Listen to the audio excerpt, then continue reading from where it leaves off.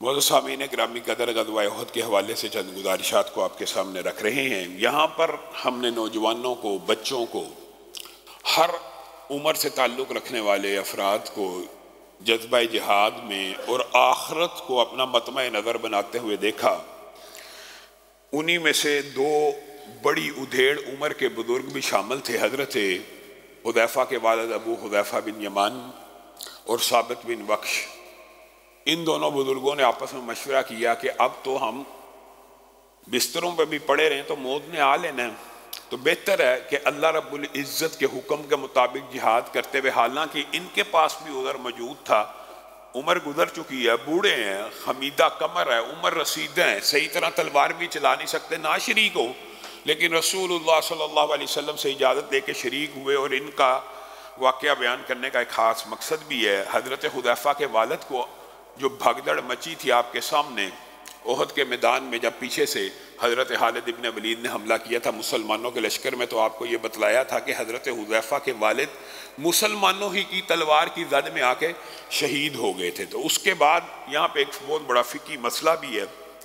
رسول اللہ صلی اللہ علیہ وسلم نے حضرت حذیفہ کو کہا تھا کہ آپ نے باپ کا کی جو دیت ہے وہ مسلمانوں کی طرف سے بیت المال سے ادا کی جاتی ہے، آپ لے لیں۔ تو حضرت حذیفہ نے کہا تھا یہ غلط فہمی کی بنیاد پہ ہوا اور مسلمان ان کو شہید نہیں تھے کرنا چاہتے، چونکہ غلطی کی بنیاد پہ ہوا اس لیے میں یہ خون بہا معاف کرتا ہوں۔ گویا اگر کسی مسلمان کا ایسا قتل ہو جو قتل خطا بھی ہو اور اس کے اندر غفلت بھی موجود نہ ہو، تو اس کا خون بہار ریاست ادا کرنے کی پابند ہوتی ہے۔ ایک ہے قتل خطا بطور ایکسیڈنٹ ہے، ایک بچہ گاڑی چلا رہا ہے، اس کی عمر لائسنس کے اعتبار سے نہیں ہوئی، وہ اگر گاڑی کے نیچے کسی شخص کو دے گا تو یہ نہیں دیکھا جائے گا جس کی غفلت تھی یا نہیں تھی، اس سے خون بہا لیا جائے گا اسی سے۔ اور اگر اس کے پاس نہ ہو تو پھر ریاست اور اس کے کنبے قبیلے والے خون بہا ادا کریں گے۔ لیکن یہاں پہ مسئلہ یہ ہے کہ یہاں پر قطعی طور پہ کوئی غفلت نہیں ہے، اور بالکل خطا بھی ایسی ہے کہ دشمن سمجھ کے یا پہچانتے نہ ہوئے یہ حملہ کیا گیا، اس لیے رسول اللہ صلی اللہ علیہ وسلم نے ان مسلمانوں سے خون بہا کا مطالبہ نہیں کیا، بلکہ کیا ریاست اس کا خون بہا ادا کرتی ہے، آپ لے لیں۔ تو حضرت حذیفہ نے یہاں پہ وہ خون بہا بھی معاف کیا، اور ثابت بن بخش بھی اس مارکے میں شہید ہو گئے۔ غزوہ احد کے اندر ایک دو اور واقعات بھی ایسے ہوئے۔ ایک تو ابو عزہ جہمی کا جو واقعہ میں نے بدر میں آپ کے سامنے رکھا تھا کہ رسول اللہ صلی اللہ علیہ وسلم نے اس شاعر کو چھوڑ دیا تھا، معاف کر دیا تھا، لیکن یہ شخص احد کے میدان میں دوبارہ آیا اور رسول اللہ صلی اللہ علیہ وسلم کے خلاف، مسلمانوں کے لشکر کے خلاف دوبارہ شاعری کرنے لگا۔ یہ رسول اللہ صلی اللہ علیہ وسلم کے ہاتھ جب احد کے مارکے کے بعد لگا تو اس نے پھر رسول اللہ صلی اللہ علیہ وسلم کے سامنے اسی طرح کے اشعار پڑھنا شروع کر دی، آپ کی تعریف کرنا شروع کر دی۔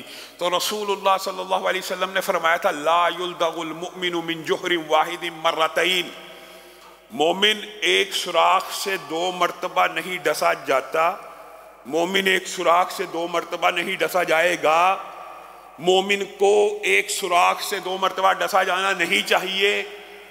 یہ تینوں کے تینوں اور چاروں کے چارے محدثین نے مفہوم بیان کیا، چاروں درست ہے۔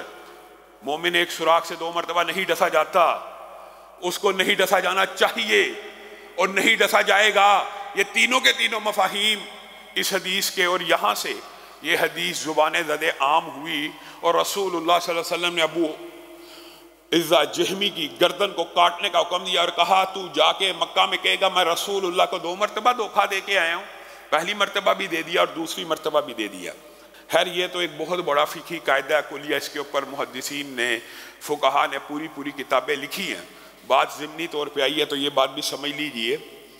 ایک سوراخ سے دو مرتبہ ڈسے جانے کا بہت سے مفاہیم ہیں، لیکن آج کے معاشرے میں اس کی تطبیق کیا ہے؟ اس کی تطبیق بعض لوگ یہ سمجھتے ہیں کہ ایک دفعہ کسی کے ساتھ کوئی معاملہ ہو گیا تو دوبارہ وہ معاملہ نہیں کرنا۔ اس کے اندر سب سے پہلے یہ دیکھا جائے گا کہ آپ کے ساتھ جو معاملہ کرنے والا ہے اس نے دیانت داری کے ساتھ، پورے اصول و ضوابط کے ساتھ اگر آپ کا کام کیا، پھر نقصان ہو گیا تو یہاں پہ یہ حدیث لاگو نہیں ہوگی کہ آپ ایک سوراخ سے دو مرتبہ نہ ڈسے جائیں۔ یہ تو ایک تقدیر کا، قسمت کا باب ہے. اگلے بندے نے پوری محنت کی ہے، اسٹرگل کی ہے، وہ نہیں کر سکا. ہاں جیسے ہی آپ کو پتا چلا کہ اگلے بندے نے عمدن مجھے دھوکہ دیا ہے، جان بوجھ کے میرا پیسہ کھایا ہے، جان بوجھ کے میرا مال تلف کیا ہے، دھوکہ دہی سے یہ بات کی ہے، جھوٹ بول کے یہ بات کی ہے. اب یہاں پہ بندہ مومن کے لیے حکم بھی ہے. اس حدیث کے جو ٹرانسلیشن ہیں، اس میں ایک ٹرانسلیشن یہ بھی ہے ڈسا نہیں جاتا. بعض لوگ اس سے یہ سمجھتے ہیں کہ مومن وہی ہوتا ہے جو ڈسا نہیں جاتا. مراد اس سے یہ بھی ہے کہ ڈسا نہ جائے. وہ خود مومن اپنی فہم و فراست سے یہ فیصلہ کرے. مومن اللہ کے نور سے دیکھنے والا ہے. مومن کو اللہ رب العزت کی طرف سے رہنمائی ہے. تو ایک بندے کے ساتھ جان چکا یہ بندہ دھوکے باز ہے، یہ بندہ فراڈ کرنے والا ہے، تو پھر لالچ میں آ کے اسی کے ساتھ انویسٹمنٹ کر رہا ہے یا کوئی معاملہ دوبارہ کر رہا ہے، تو تجھے نہیں کرنا چاہیے. تو کیسا مومن ہے کہ تو ایک سوراخ سے خود بخود دوسری مرتبہ ڈسا جانا چاہتا ہے؟ پھر تو کسی سے شکوہ اور گلہ نہ کر. اور یہ بات بھی درست ہے کہ مومن ڈسا ہی نہیں جاتا. مراد یہ ہے کہ مومن ایک مرتبہ جب اس کے ساتھ کوئی ایسا معاملہ ہو جاتا ہے تو الرٹ ہو جاتا ہے.